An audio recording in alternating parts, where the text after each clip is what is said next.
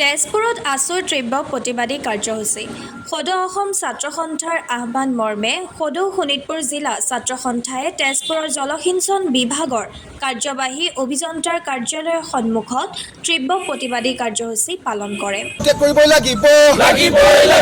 কৃষকৰ খেতিপথাৰৰ পানী যোগানৰ ব্যৱস্থা কৰিবই লাগিব। কৃষকৰ খেতিপথাৰৰ পানী যোগানৰ ব্যৱস্থা কৰিবই লাগিব।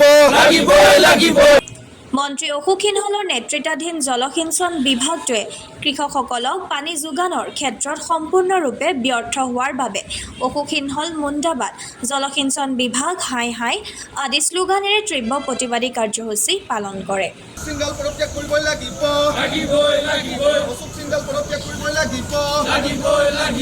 বিভাগীয় বিষয়া কৰ্মচাৰী শুই থাকিলে নহ'ব। বিভাগীয় বিষয়া কৰ্মচাৰী শুই থাকিলে নহ'ব।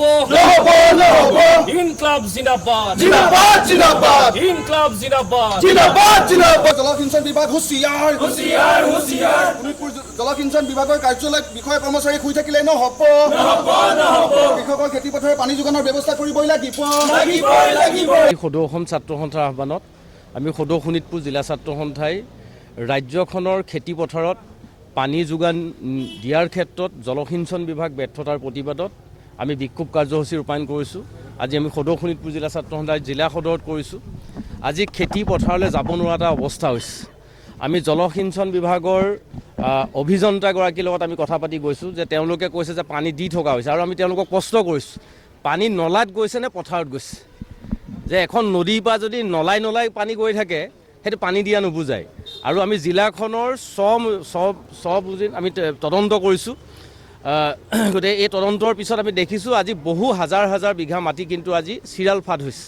গতিকে আমি অচিৰেই আমি জিলা উপায়ুক্তৰ জৰিয়তে মুখ্যমন্ত্ৰী মহোদয়লৈ স্মাৰকপত্ৰ পঠাইছোঁ। এগৰাকী মন্ত্ৰী, যিগৰাকী মন্ত্ৰীৰ মুখত ৰঙা পানী ক'লা পানী এনেকুৱা ধৰণৰ অপদাৰ্থ কথা কৈ যোৱা দিনবিলাকত ইতিহাস ৰচিছে। আৰু এইগৰাকী মন্ত্ৰীৰ ক্ষেত্ৰত জলসিঞ্চন বিভাগে যে আমি কৃষক ৰাইজে যে সকাহ পাব পৰা যাব এই আমি আশা নকৰোঁ। তথাপিও আমি জিলা ছাত্ৰ সন্থাই যে পুনৰ কাৰ্যসূচী আমি ৰূপায়ণ কৰিছোঁ, ৰাজপথত নামিছোঁ যে কৃষকৰ খেতিপথাৰত যে পানী যোগান নিয়মীয়া কৰাৰ ক্ষেত্ৰত এই বিভাগটোৱে যাতে কাৰ্যকৰী ব্যৱস্থা গ্ৰহণ কৰে তাৰ কাৰণে আমি জিলা ছাত্ৰ সন্থাই বিক্ষোভ কাৰ্যসূচী ৰূপায়ণ কৰিছোঁ।